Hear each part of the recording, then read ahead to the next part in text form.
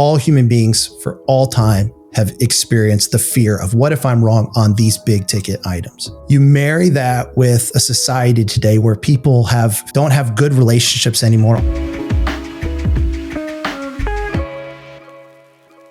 Well, hello everyone. Today I get to talk to my friend and colleague, Alycia Wood. Alycia is one of the speakers at Apologetics Inc. Prior to joining us at Apologetics Inc., she worked with RZIM for 8 years, I believe it was. And we do talk about her experience with RZIM. And more broadly, we talk about why there's just so much fighting in the world today and what can be done about it and what role Christians have to play in that. It was quite a conversation, so get ready for it. Alycia, I thought it would be worth our time. It'd be fun, maybe get us into some trouble, I don't know, to talk about why contending for Christianity or truth for that matter is so hard today, what it's like to contend for truth in a culture that seems like they've forgotten how to talk to each other. And at the risk of, chronological snobbery and assuming it's so much more difficult in our time than it was in other people's times, it certainly seems like people just can't talk to each other anymore, right? About the most important issues in life, rather than finding opportunities to have enjoyable, productive, meaningful conversations. We're just looking for the best way to destroy our opponents, not seek understanding. So why is it like this? I mean, you've been doing this for a long time now. I don't say that to say that you're old, but you've been doing That's this what I heard, but okay. Yeah. I mean, you've been working as a Christian apologist for over a decade. Mm-hmm. How have you noticed any changes? Is the way I'm describing it accurate? Why is the world like it is? Yeah, it's the job of the apologist I find to be quite interesting, right? Because there's a sense in which as the culture moves, so does the apologist move slightly as well. Same message, but the means to which you communicate it oftentimes changes because of the various things that are happening in the culture. And I feel like I've noticed, and maybe it is the impact of social media. And, there's so much that people talk about with social media and the harms involved, but it really has allowed people to bring out maybe the worst in them, the stuff that they wouldn't say to somebody face to face, or that they wouldn't say if they weren't behind this phone or computer or whatever. And I think it's allowed us to become much more vocal and not really care about what the effects of what I'm saying on the other person or on the other readers or the other listeners. But it's been much more of, I'm going to get my point out. What I say matters at whatever expense it is. And that coupled with so many of the different social issues that have gone on, America has struggled with a lot of the racial tensions. We had a whole series of incidents with police officers that people were trying to process through, who's right here, who's wrong here. You have various views on sexuality. You had various views on politics. So you had all of these things start to raise in the culture. And through the outlet of something like social media, you get the ability to know about more things than you would have ever known before. So me sitting at my home, I'm not necessarily going to know what's going on in another state unless I pull out the news, this kind of thing. But social media, you voluntarily go on and you hear all kind of things. You don't know what's true. You think you believe something that's true. It's actually false. So we've just become really divided. We've heard so many ugly parts of us as a culture, and it's really kind of pulled us apart. And it's really sad to watch, to be honest. We've become the divided states of America. Yeah. Yeah. Social media it's probably old news at this point to say something like, it has really changed the world. It's, on par like the way the printing press changed the world. And I got to see this a little bit firsthand. Once upon a time, I was a teacher. It was the best of times, and it was, I had a lot of fun teaching actually. And been there, done that. When I first started teaching, if you had spare time at the end of class, 10 minutes that you ran out of stuff to do, it wasn't prepared. That's when things got out of hand. Like picture your classic 1980s movie with, the substitute teacher and spitball balls and paper airplanes being thrown, people hanging from the roof, kind of nonsense. And so as a teacher, you just better have your whole time planned because things could get out of hand pretty quick. Well, I witnessed from one year to the next that changing. And it going from, if you had spare time at the end of class, it not being an opportunity for mischief, it just got to be total silence. And it's because that was the year that schools stopped fighting the battle to let kids bring phones into the classroom. And the advent of the smartphone, not the advent, but the proliferation of it, meaning all these kids had smartphones now. So they were in class and they were still talking, but they were, of course, talking like this. And it was just a profound change in the way people interact with each other. So to your point, now that all people not only are aware of all things, so this notion of non-actionable news, like you're confronted with all of the problems that have ever that exist at any given time.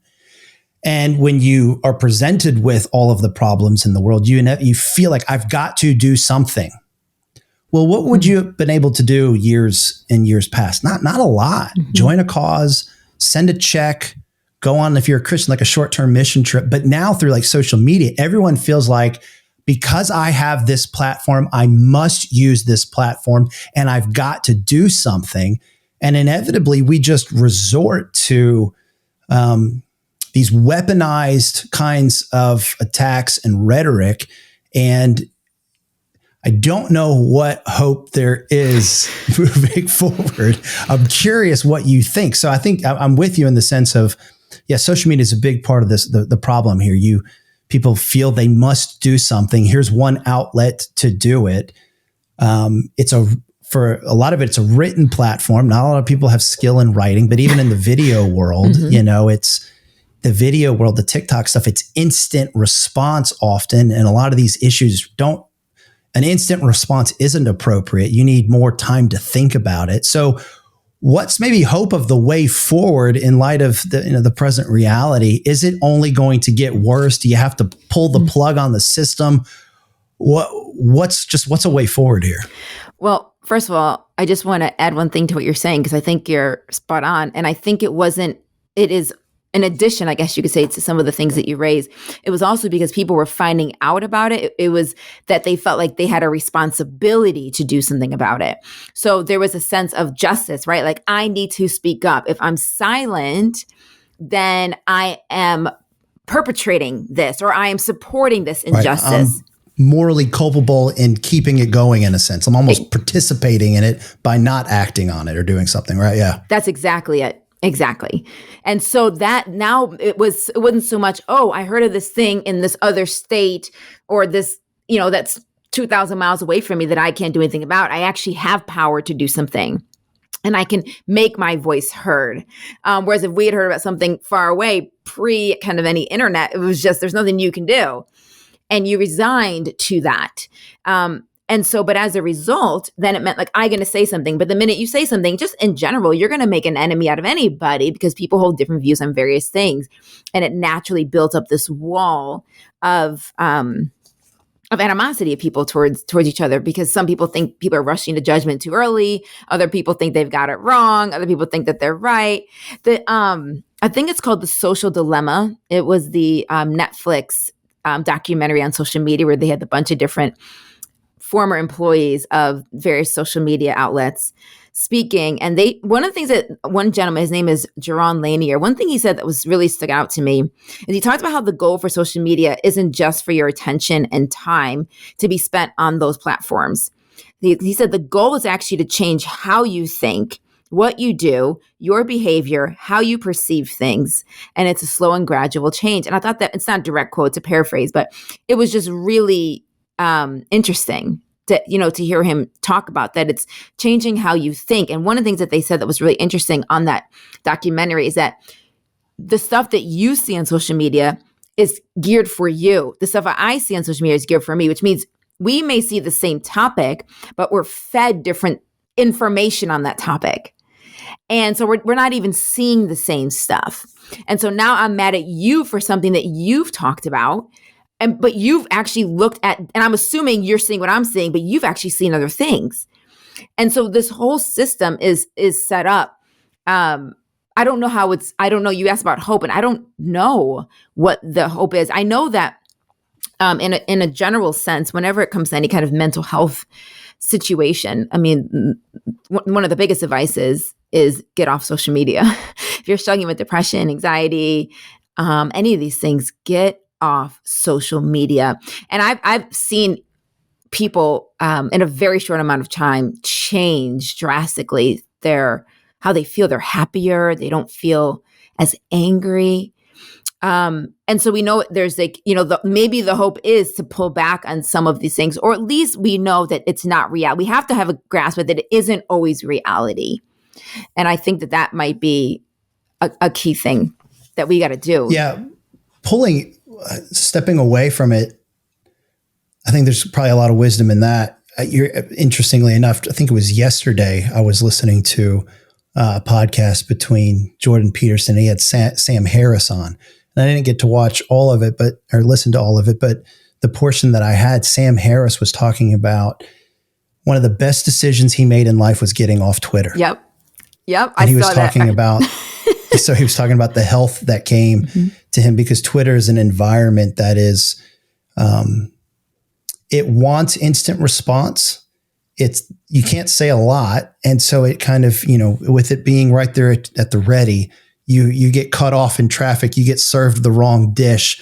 So it's just this environment that breeds kind of hostility. And inevitably, he just talked about so much of the negativity in his life came through Twitter. And so he got off it. And it's funny. It's interesting if other people had watched it, what they thought. But my impression of it was, he was saying it was one of the best decisions he ever made in life was to get off of Twitter. Yeah. And then to find platforms that are more conducive towards things that are positive. And that's what he found. So not that I'm advocating becoming a disciple of Sam Harris, but I think that'd be a whole nother conversation. Right. He's finding what you found and are saying, and that a lot of us should employ and use some wisdom and discernment. And of course, it's hard. There's the fear of being out of the loop. It's the fear of now I'm going to be left behind. There's a lot of fear associated with social media, but stepping back from just even maybe a platform, or maybe not all of them, I think can bring a lot of good. Now, can I say a couple of things on that real quick, actually? No, let's move on. Go ahead. So but you raised a really good point that I was thinking as well. It's like actually stepping back can be stressful for people, especially if you're a teenager and all your friends and social interactions are on social media. So stepping back makes you do feel disconnected with your friends. And so there is that kind of like you want to step back, but then you lose your connections. And what was also interesting in that Jordan Peterson, Sam Harris interview was how they had both mentioned, like, in their normal everyday life, they have very good positive experiences with people. But when you get on social media, it's just negative. Like the negative experiences in their life are predominantly on social media, but they're everyday. So it's not reality, right? Yeah. It's not right. Yeah. Go ahead. Sorry. No, it's fine. I mean, that's the thing. And I'd never thought about it like that. Like when I look around at my friends groups and like, I have a very good positive like circle of people around me. And then you think about, social media. And I, and look, this is the pot calling kind of black or whatever they say. I mean, I'm on Facebook and Twitter, right? And I won't do Instagram because I think it's not going to be healthy for me, all the images. But I think Twitter has been so interesting. So I've learned more recently, but more interesting to hear so many different perspectives and things. And you get to see all these really cute videos of kids and dogs and things like that, but learning more and more about how it's trying to manipulate your mind makes you really, question things. And if you don't feed into that, a lot of times you don't get the clicks. So it was interesting that interview with Jordan Peterson and Sam Harris and how, when he said he stepped back from Twitter, I was like, wow. And I checked, he's not on there. So it's just interesting to me because I think this is most people's experience. I remember, it's been a couple of years now, but I had this man come up to me and he said, and he was confessing, he said, I hate Democrats. Oh. And he wasn't happy about this. He wasn't trying to score a point. He wasn't even riled up. It was like a confessional moment. And I knew him. So I said to him, I said, well, wait a minute. What about your friend Steve? And he goes, oh, not Democrats like Steve. And I'm like, wait, what do you mean not Democrats like Steve? If you were to find a dictionary, if there was a picture, a person in a picture associated with the definition of what it is to be a Democrat, it's Steve. I mean, he through and through is as blue as he possibly could be. And of course, you're getting where this is at. What was the difference about Steve versus quote unquote Democrats was he knew Steve. And people are not simply, you shouldn't reduce somebody simply to a position that they hold. People are more than the sum total of their beliefs, especially like political beliefs. Mm-hmm. But in the world of social media, that's what happens. People are reduced to an idea, and it's easy to hate an idea. And some ideas should be hated because they are dangerous, but people are more than the ideas that they have. But in the world of social media, it just becomes easy to reduce people to ideas. So I think maybe one practical piece just to take away from this is, and one of the things that especially Christians can be leading the way in, is to understand that the world that we are a part of in the social media world, that there's something false about it. And to be able to step back, whether it's literally step back and just disengage for a period of time or permanently, or at least step back and get a truer picture on life and go, is this really the way the world is? Because it's like we entered into this other realm, right? This social media realm. And then we walked back out into another one. And I think we should all ask the question is the world that I live in every minute, the rest of my life, although the amount of time that we're on social media, maybe that is the real world these days. But in real life, so to speak, is that the way things really are? And to be careful about bringing the experiences that we've had in social media and putting that on the rest of life. Yes. I don't know. What do you think about that? No, and I think that's the real harm, right? Especially going back to what we were just talking about, how, you see things on social media that I don't see. And both of us is going to think that this is reality. And that is going to cloud our view, our way of interacting with other people. So behind me, I have this painting, which is the School of Athens by Raphael. It's my favorite painting. And you can't really see it quite well, but it's got a bunch of different people debating and engaging with various ideas. Now, so you might have some mathematicians. They think maybe Socrates is in there, or, there are people they don't really know if he was painting specific people, but you got philosophers, you got mathematicians, you got probably theologians. And if you look at it, you got diversity, ethnic diversity, and you even have like men and women, what it looks like. All that to say, what you see in that painting is the opposite of what we have today. You see differences in opinion as being an exciting thing to explore. Why don't you hold the view I hold? Tell me more. Where am I not seeing things? What am I getting it wrong? Nope, you actually have a hole here in your view. Let me challenge this. What do you say back? Right? It is the exact opposite is what we're having in our culture. And it is anything anybody has different than me. It's not let me explore, let me understand why. It's you are my enemy. You're against me. So your idea means that you're fundamentally against me as a person.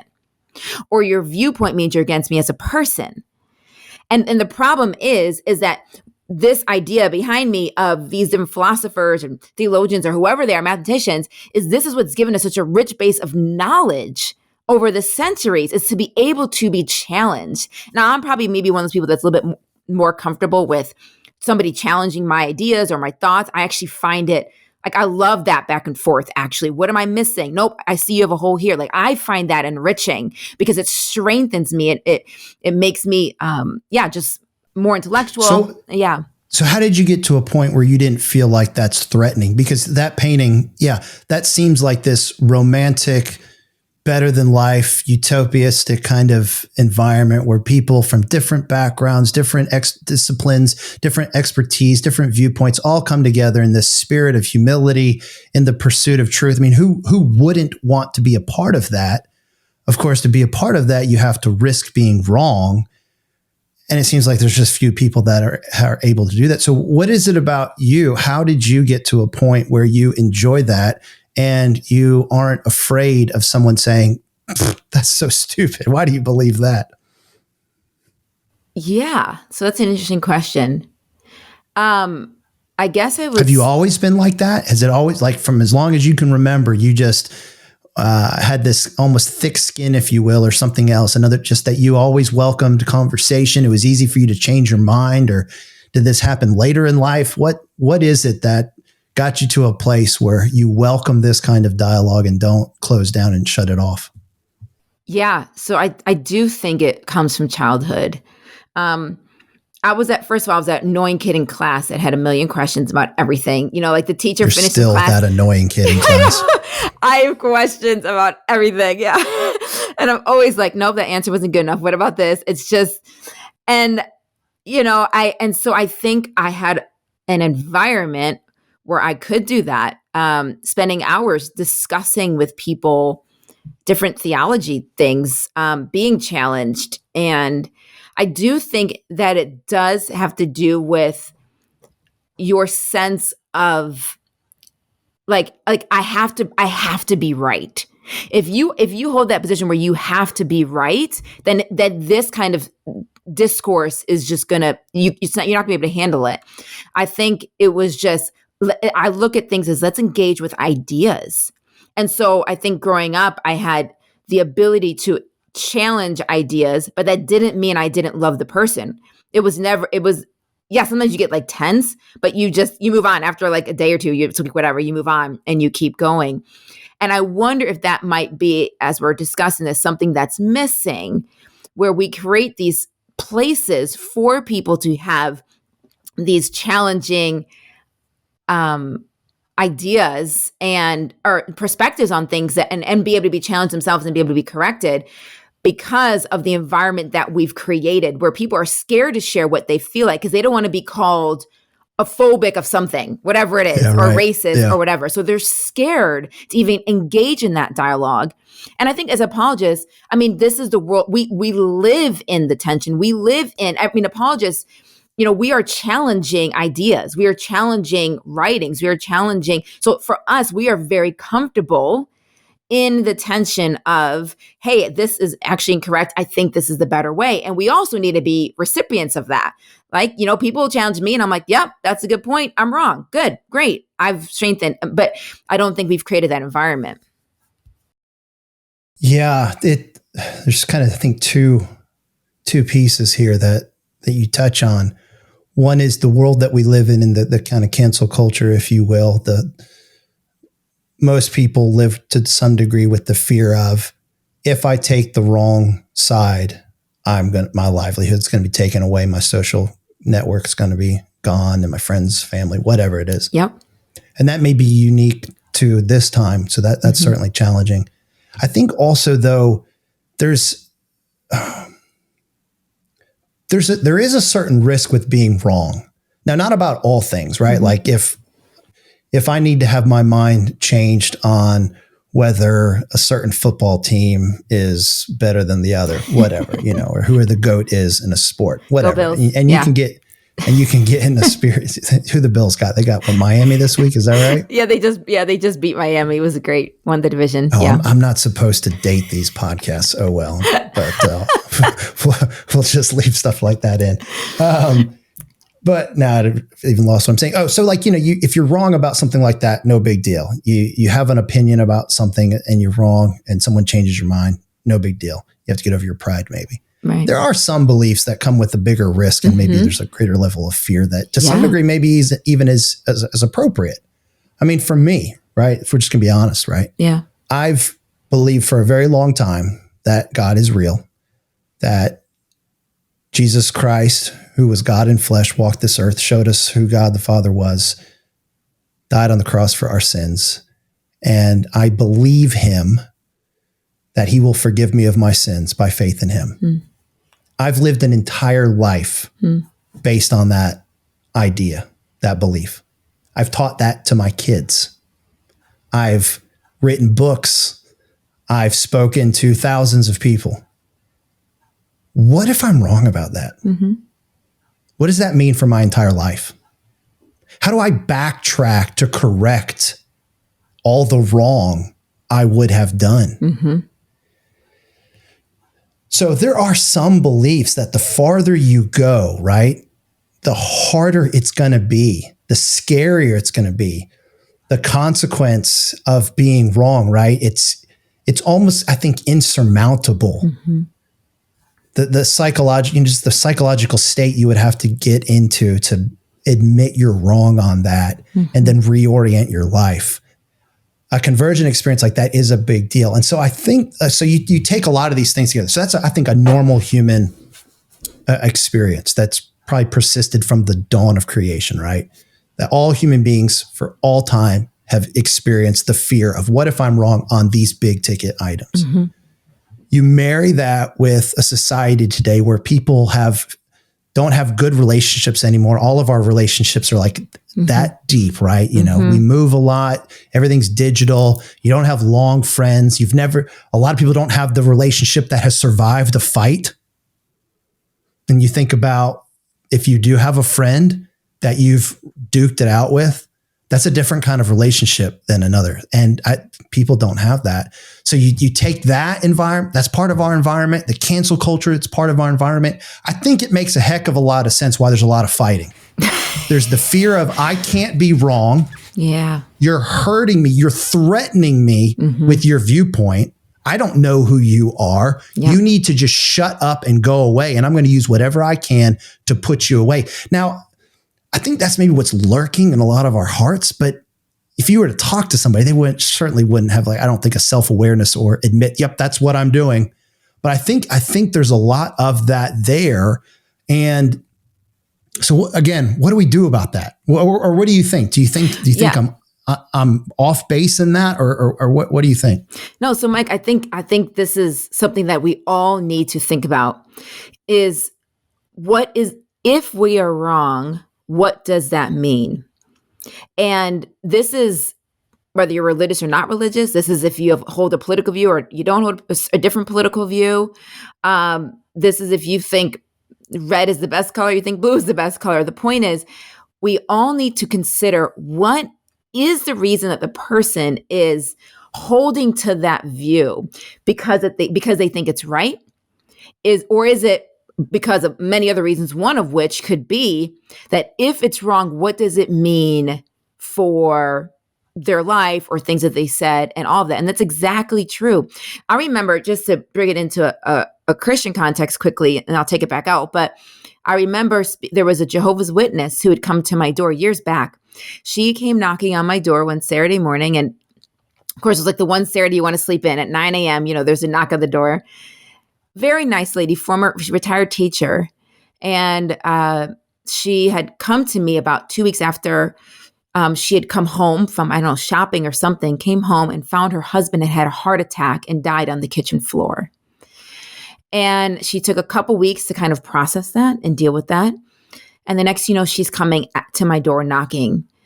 And so I invite her in, and we talk, and she comes for a series of weeks. And I remember, just kind of getting frustrated, because I was like, no matter what I say, she's just holding on to this view, no matter how I challenge it or how I say, there's a hole here, maybe you need to consider, or maybe you need to consider this perspective in Christianity or something. She would hold on to it. And I remember, just kind of reflecting on that. And just kind of like God saying to me, Alycia, you got to think about, what does this mean if she says the Jehovah's Witness faith is no longer right? What will that mean for her? What will that mean for her dead husband? Is it possible here that what she's fighting for isn't for her own belief, but maybe for wherever her husband might be? And that was, for me, was exactly like eye-opening. That we as people need to remember, it could be political, it could be, and even if you disagree with somebody, why is it that they hold this view on abortion? You may be pro-life, they may be pro-choice. Why is that? Versus just saying, you just murder babies. Okay, well, or is there some sort of situation? Do they have a relative that was sexually abused or raped and was 12 years old when they got pregnant? Something. In other words, what is undergirding that? And part of what's happening now with our culture is because we are so at odds, we no longer can put ourselves in the other person's shoes. We can't do that. And so that means that we're just fighting at each other versus trying to hear and bring people into the story that you're trying to create, the truth that you're telling them. You're just fighting at them. And that just shuts people down. They get defensive and they dig their heels further into their position. Yeah. Having empathy is needed now more than ever. And that does not come at the cost of sacrificing proclaiming truth, but we have to recover some empathy for one another. And so I think, one of the things I think is always important is when you're dealing with really important issues, the tendency is to always, point the finger and go, the problem's out there. But I think a bit of reflection for all people that recognize there's a problem with the way the world is. There's a lot of fighting going on. It's not just because the problem's with other people, the problem's also within us as individuals. And a lot of people want to just think that they're open-minded and the rest of the world is closed-minded. I don't think that's the case. I think all people struggle with being closed-minded because of what we just talked about.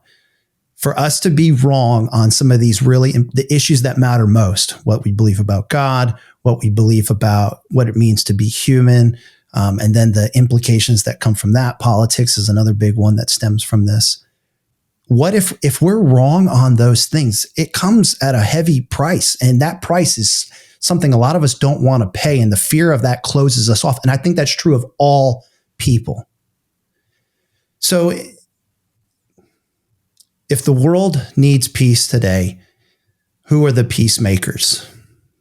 And I think rather than looking at other people, we ought to look within, which brings me maybe to another thing I thought we ought to talk about. Why are Christians so bad at being peacemakers? And I don't even mean with culture. I mean with each other. We talked just recently about, and I can't even remember the example because it seems like there's one a week of, this Christian's going after this Christian publicly. And it's not that ideas shouldn't be debated publicly, but, the spirit with which it happens, the name calling, it's just nasty. Why are Christians seemingly as bad as anybody else at making peace? So this is something, I guess this is something that I think has bothered me for a while, before COVID, because I just noticed a change. I just noticed fighting and just really hurtful things being said on social media for several years now. And it really, I didn't realize it at the time, but I think it really started wearing me out. And it's because I think as an apologist, you expect to go out to a university, a retreat, a group, something, an audience somewhere, and to be at odds with people. That. And like you said, you got to have a thick skin to be able. That's what you signed up for, right? What you signed up for. And so you do that, but you know that you can always come home. And home not necessarily mean your physical house, but home meaning you can come home to the people that don't fight with you. And what I was noticing was happening is I would go out there and speak and be challenged and challenge each other. And that's great. And that's good. And that's what I'm doing. But then when I came home, it was still fighting. It was still the church was fighting. So when I go out to do ministry or any kind of work, there's fighting. When I come home within the church, there's fighting. So there was no place I could go where there was peace. And it just started to wear on me, where I was like, how can I just shut out the noise? And this is something, like I said, it's pre-COVID. And if you think of a lot of things that happened with COVID and the different things we've had over the last several years, this predated it that it was going. So to answer your question, why are Christians like, I think it's because of so many of the reasons we said, where I think as opposed to feeling like there has the sense of justice is I've got to protect this Christian message, which I get. I totally get. We all want to protect the truth of Christianity. We don't want false teachers being out there, and we don't want people spreading things that aren't true, because people are following them. They have followers and they're influencing their lives. And I totally get that sense of justice. My concern is, I agree with you on the problem. It is the means through which we solve that problem. I think for me that the disagreement is, and I'm not convinced that social media is the way to solve that problem, because social media has not been around for all of human history, right? It's something of the last 15 or so years. Probably not even quite that much yet. So before that, there was a way that we were dealing with these things. And so we've changed to make it be this. And I understand, well, they got followers and you can get your message out to a lot of people. And I'm, and okay, maybe, yeah, that's true. But have you actually changed people? Like your ultimate problem, have you actually solved it? Have you actually changed the way people have thought? Because now what you're asking people to do as you challenge them on social media is you're asking them to have humility and change their position in front of thousands. Think about how effective that is going to be versus a one-on-one conversation.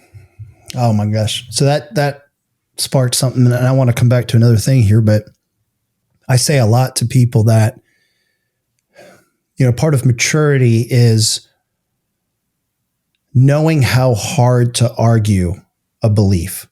There are some beliefs that, based on a number of factors, but there are a number of beliefs that you can have a very high degree of certainty that it's true. And arguing fiercely for that is appropriate. The danger, though, is the harder you argue for something, the harder it is to ever admit you're wrong. Yes. So there's a risk of arguing fiercely because of just good old-fashioned pride. Yes. Compound that with now you did this in front of thousands of people, or at least you think you did. We have our hundreds or thousands of friends, and we think our posts probably are seen by more than others, but it's public nonetheless. That really causes you to dig your heels in. And so, yeah, there's some discretion that needs to come with, back to social media, but arguing in generally, just this principle of be careful how hard you argue a point, because the harder you argue a point, the harder it will ever be to admit that you're wrong. Yes. And so be very selective in what you argue that way, and not all issues need to be argued as fiercely. And but what I really want to get back to is this notion of going home, right? And, well, my home is a place where there is fighting. So I don't know that I buy into this. Home is this place where there is no fighting. But I do know this. Home is a place that's filled with relationships that survive fighting. I mean, that's just also part of the beauty of marriage, and why divorce is a grievous thing, because, Paul talks about how in marriage, there's this mystery where it demonstrates the love that God has for his church. And I think part of that love is I am for you, and I forgive you, and I'm with you. And it's not dependent upon your behavior and whether you fall in line or not. And, with my wife, she is certainly not stuck with me because of my behavior. I'm not the worst husband either, by the way, but, our marriage is like probably a number of marriages where either one of us had times where, by a worldly standard, if you will, bouncing would have felt easier or whatnot. Yes. Saying something like that probably gets me in trouble, but hopefully I communicated it well. What I mean to say is I think we've had a pretty normal marriage that has highs and has lows. But what's different about our marriage, seemingly these days, is no matter what, I know my wife has my back and I have her back. And I will never leave her, and I will never abandon her, and I will never forsake her. So we fight a heck of a lot, but our fighting's a little bit different because it's without the fear of being abandoned by the other person. That's interesting. And I think church should have that feeling, but it doesn't. It certainly doesn't, because what happens in church when you fight? What does somebody do? They leave. Abandonment plagues the church. And so this is one of the things that I got to be careful. I've certainly got baggage here, and this could become a soapbox high horse moment. But, the church are the people that the Lord has brought out of darkness, rescued us from our sin. We know forgiveness. We know mercy, but we don't know how to give that to other people. And preaching on unity is the easiest thing to do, because you know what you're going to do? No matter where you preach this at, you're going to find an audience that says, amen. Damn right, preacher. Everybody believes in unity. Why? And yet disunity is pervasive. Abandonment is pervasive. Gossip is pervasive. Fighting is pervasive. Is it that the church doesn't really believe the gospel? They haven't really experienced the forgiveness of Jesus Christ? Or what the heck is going on in our churches? Or is it the way we've structured churches? Is there something about the way we have structured ourselves, put ourselves together, that breeds this kind of fighting and disloyalty? Similar to what we've said, like social media, the environment itself is part of the problem. Is the way that we kind of do quote unquote church these days part of the problem? And it kind of is an environment that breeds, I mean, I want to use the word hostility. Maybe there's a better word there, but I don't know. What do you think about that? Well, that is, yeah. So, I mean, I guess you just want us all to get in trouble here. Hey, I'll let you handle the church structure one as the former pastor, because that is something I don't know as much about. But when you say, have we forgotten the gospel? I mean, there's so many times when I wonder, my goodness, do we know the gospel? And you just wonder, like when I read the New Testament and you read the Beatitudes in Matthew 5, blessed are the peacemakers. Well, we aren't really peacemakers. And blessed are the meek, for they will inherit the earth. Well, are we really meek? And blessed are the pure in heart. Blessed are hunger and thirst after righteousness. All of these things, right? We have the fruits of the Spirit: love, joy, peace, long-suffering, gentleness, goodness, faith, meekness, and temperance. We have 1 Corinthians 13 and love. And one of the list of things about love, just notice, just in case anybody missed it, that it doesn't say anything about emotions in that section, just in case somebody missed that. But one of the things it talks about is that we are that we keep no record of wrongs. And I just oftentimes wonder if we have lost the gospel, the transformational new covenant that we belong under, that Christ has put us under, if we've lost that along the way because we've been so influenced by the culture. And when I look at Jesus, and he's on the cross and he's dying, and he says, Father, forgive them, for they know not what they do. When I look at Stephen in Acts chapter 7, when he's being stoned, he says something along the lines of looks up to heaven and says, don't hold this against them. You see a massive change in how we respond to our enemy. And that isn't because our enemy has owned their mistake. It's not because they've repented. It's not because they've had this massive transformation. You are forgiving an unrepentant person. That to me is such a mind-blowing countercultural model that I don't know if we're following. And I think we feel we're definitely not following that. Yeah. And so we've allowed, and then you look at the verses, there's just way too many for me to even read, but you look at so many verses that tell us about how the unity of the church is a model to the culture, that Jesus really is, that this gospel message is true. Like our unity, the way that we are, the way that we pull together, that is supposed to be a light. It's supposed to be a witness to the world. When you see these kind of verses that talk about that, and then you see that we're doing the opposite, we're like, what really is our reputation? What really is the gospel message that we are teaching? What really is the model that we're teaching, that we're promoting, is what I've begun to wonder. And I think that's what grieves me. I think I grieve more. I think what grieves me more now is the brokenness of the church. I can deal with the brokenness of the lost, because that's what they're going to be broken. And I got it. I'm going to, walk with them and help them in their thing. But it is the brokenness of the believers, I think, that has really worn me out, because you wonder, who are we as a church anymore, that we've lost our way? Well, I think here's the thing. I think, as we're talking about this, the hope and the peace for right now is the gospel. And it's the hope for Christians, not just those that have yet to come to believe in God. Christians, I think, can move on from the gospel, right? They think it's something that I learned and it's something I did, like I prayed a prayer years ago. But you never move on from the gospel. Its centrality, it must remain central in the believer's life, their heart and their mind. And you think about what we're talking about here, this fighting and this hostility that's pervasive in culture and within the church. To some degree, I think it exists because Christians have moved on from the gospel. So you think about like when you've been wronged, right?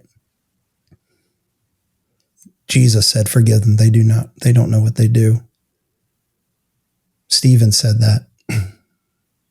Can we do that for others? Can we? Because I think, when you think when the Lord has forgiven us, the repentant, so let's even put aside the forgiving the unrepentant, if you will. Christians are those that have repented of their sins. I think it stands to I think this is a true statement. We don't really know what we've done, right? Do we fully comprehend the nature of our offense and our sin against God? I don't think we know. Maybe we grow in that knowledge over time and we're more aware of God's goodness and our brokenness and the nastiness of sin grows and matures in our own mind. But I think we have a partial understanding. So this notion of forgive them, they don't know what they've done. That's true for all people that live right now. And if we've been forgiven, is it possible in that way? Is it possible for us to extend that kind of forgiveness ourselves? What if we did? I think that's peace. I think that's where our hope is. It is in the gospel. I think so. And I just think, I guess one of my questions for many people that maybe feel like it's, whatever, whether it's social media, whether it's an article, whatever it is, that you have to do this to protect, the gospel. My question is, well, how many people do you know that have become Christians through your article? How many people that you know have become Christians through the stuff that you put in social media? Because what I see is a non-Christian world that looks at the Christian world and says, clearly your crucified Savior wasn't enough because you are still crucifying people today. That is not a body of people that I want to belong with. You crucify your own, so why would I want to join you? And so I don't see how this is protecting the gospel. There's a sense in which we feel like we have to help God. Like somehow he can't handle like these things, and we need to maybe protect him. And so maybe we go too far. I think once again there is a balance between healthy correction and how do we deal with things that are said. We can address ideas versus slandering a person or making it going way too far as personal that it needs to be. But in the same sense, I don't know what the witness is to somebody looking in, because if me as a Christian is worn out, right, and just wants to separate myself in terms of shutting all the noise down, then how would a non-Christian feel? It's like, for me, this is the family that I got to keep enduring with. And I got to forgive and do life with and these kind of things. How would a non-Christian feel when they don't have that obligation? I think your whole allusion to marriage was very good. This idea of, you do the ups and downs, you do the disagreements, but you're not going anywhere. And I just think that piece is what we've lost, because what we do is say, oh, you disagree with us, boom, I'm out. We go away. And I think that is a very interesting and scary thing to think that maybe that's infiltrated more areas of our lives than we've realized. Yeah, right. Yeah. So,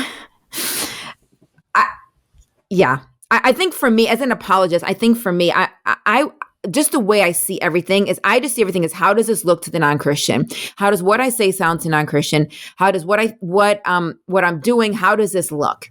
How does this come across? And I find it interesting that, not surprising really, but so here we are. We both work for the same ministry, Apologetics Inc. You've been doing this as a living for over a decade. here we are, apologists, defending the faith. And we've talked about what the impact Christian witness is on the non-believing world. We haven't talked about what's the best argument to make here. Well, in the classic sense of an argument. We've talked about what Christian unity, what kind of sign that would be. Because that's again, to have unity, there has to be forgiveness and there has to be humility. And the world just doesn't see that anywhere. They don't see that anywhere.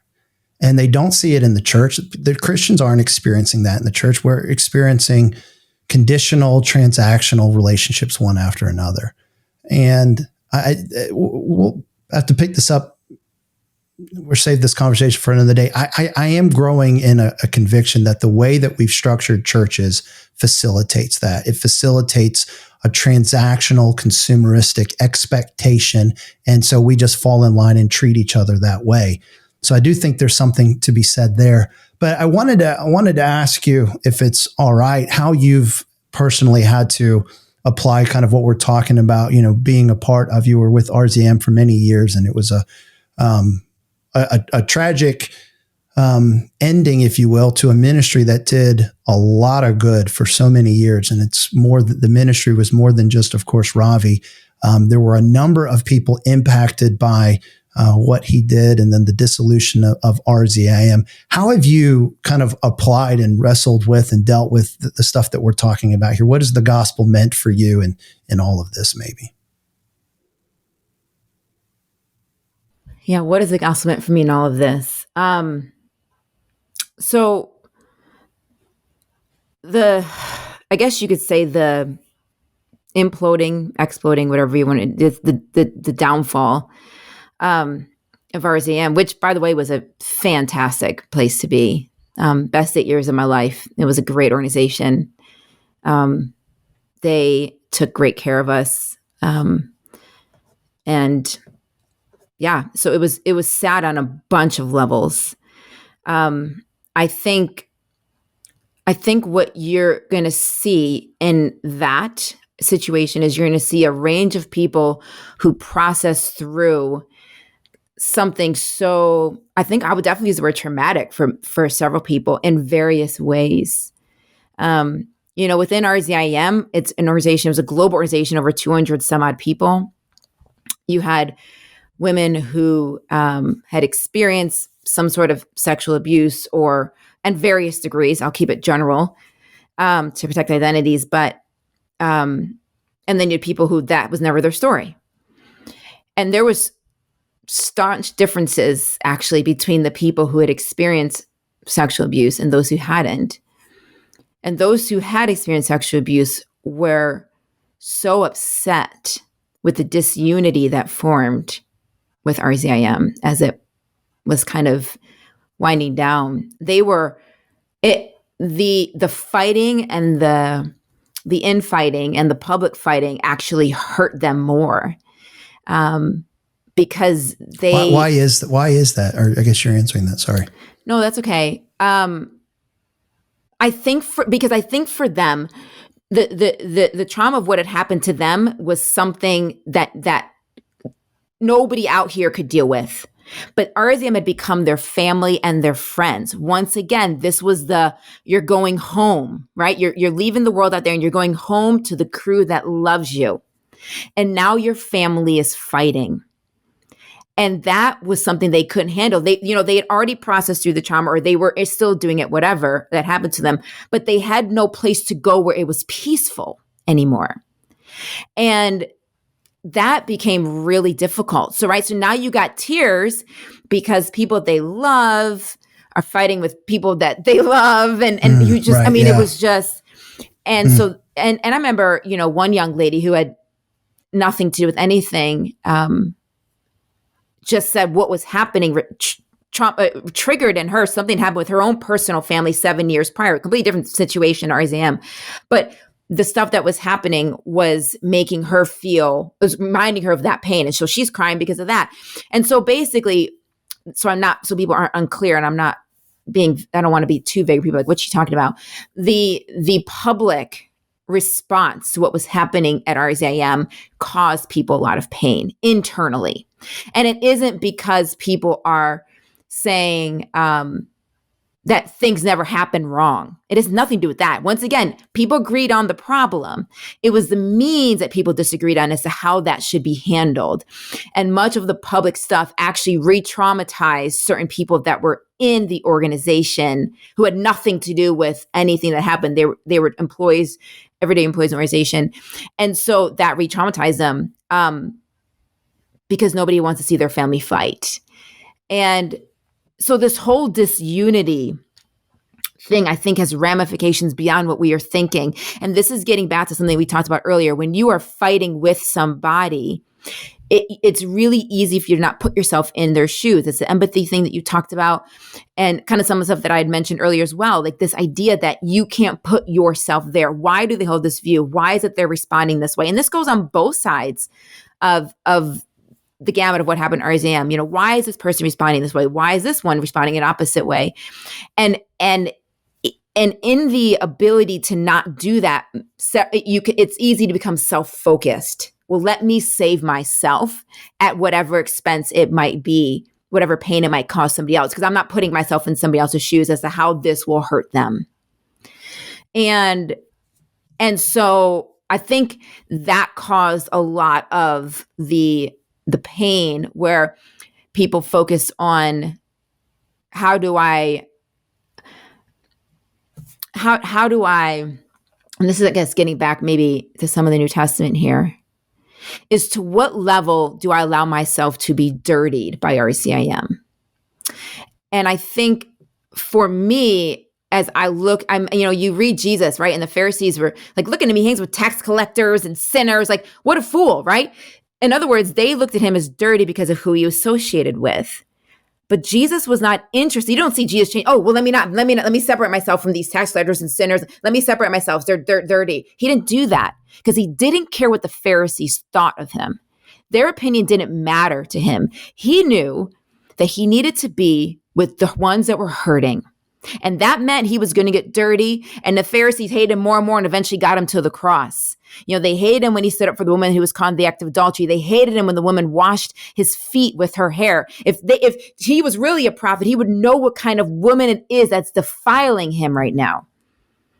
And Jesus never pushed people like that away. He was okay to get dirty. The very first book of the New Testament, the very first verse of the very first chapter of Matthew, basically says, this is the genealogy of Jesus the Messiah, the son of David, the son of Abraham. Jesus' identity is immediately linked to being a descendant of David, who we know is a man who committed adultery, and you can say abuse. You can say, because of course Bathsheba couldn't say no to the king, right? So he has this woman come and gets her pregnant, and to cover it up, has her husband killed. Okay, and Jesus identifies his entrance in Matthew 1. This is the genealogy of Jesus Messiah, the son of David, the son of Abraham. Jesus wasn't scared to be associated with sinners because then he would never be able to be associated with us. And this is what I think so many people miss. When we're talking about the gospel, that we lost the gospel. We've lost the gospel. And what's hard in this is inevitably people will hear something like that and go, oh, you're now excusing behavior. But I don't think empathy entails excusing somebody. I don't think looking at things through the gospel excuses anything. It's not a pardon for the crimes that are committed here on this earth. But without the gospel, we inevitably make really bad decisions on how we treat people and how we handle things. And so that's a pretty interesting insight. I've never heard you put it that way before, about how dirty am I willing to be, right, with the RZIM situation, because though there was something tragic that happened, there's a lot of good associated with it.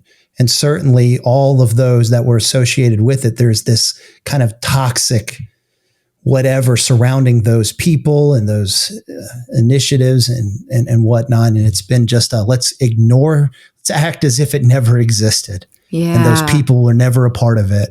And let's just not have anything to do with it for fear of somebody writing an article or whatnot about us. But I think that's counter gospel. I think that does not represent what the gospel is enough.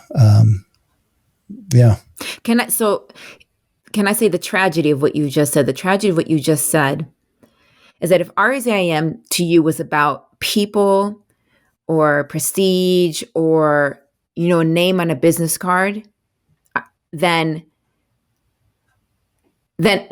for you, the fall was, I don't want to be associated with that filth. But for so many of us, it was, we saw God change people's hearts. We saw people come to be believers. We saw people enter. We saw people who never understood Christianity in that way. We had head of atheist societies at prestigious university come to our talks and bring his whole humanist society and talk to us for hours because they hadn't heard Christians talk like this. They didn't know Christians were intellectual. So there's nothing that a human could do or humans could do that could erase from me what God did. And the way that he worked and the people that he touched globally cannot be erased. So there is not an ounce of shame in me for being a part of RZIM for 8 years because I was a part of what God was doing in this little tiny fraction of the world. And I'm never going to be ashamed of being a part of his calling and being a part of his work. And you know what? You get dirty sometimes. And you know what? The early church died and were beheaded and were tortured. And these things happen. If you don't want to get dirty, then lock yourself in a room and don't ever speak to anybody and share the gospel. But whenever you're dealing with culture and world, we are going to get dirty. But I just want my friends to know that when they fall in that hole, that I'm going to get down there with them and we're going to figure out together how to get out of this. I'm not going to look at them and say, what, you stupid idiot, you knew better. Well, figure it out. No, I don't think that's what it is. And I don't think me climbing in that hole affirms any kind of behavior because Jesus he didn't affirm the behavior with the sinners, right? The woman caught in the adultery, he says, I don't condemn you either, but go and don't do this again. Sin no more. Like he didn't say it was okay. And what more than what does the incarnation say? I mean, it's not even just that. I mean, he took on humanity. Yes. And in taking on humanity, he's obviously not affirming what we've done with it. He's on record in the Old Testament saying, I'm going to wipe them out, Moses. I'm going to start over with you. Yeah, humans have made the worst. We've made a mess of what we've been given. Yes. But in the incarnation, God takes on flesh to be with us, to lead us to freedom and the fulfillment of what it is to be made in his image. And so I think that's an appropriate way to look at things. And it's really hard, right? To not want to take on the filth and the fear of what comes with that. But again, I think the gospel with wisdom implores us to love people like that. Yeah. Well, Alycia, I think this is a good place to end. We could talk for much longer, but I'm glad to be working in an organization with you where we get to see what the Lord is doing and to be partnering with people that aren't afraid to get dirty and to be motivated by what the Lord has done for us and to see his glory go forward and to see his love find as many people as possible. So thank you, Alycia, and I'll see you before other people see this. So take care. And until then. Thank you so much, Mike.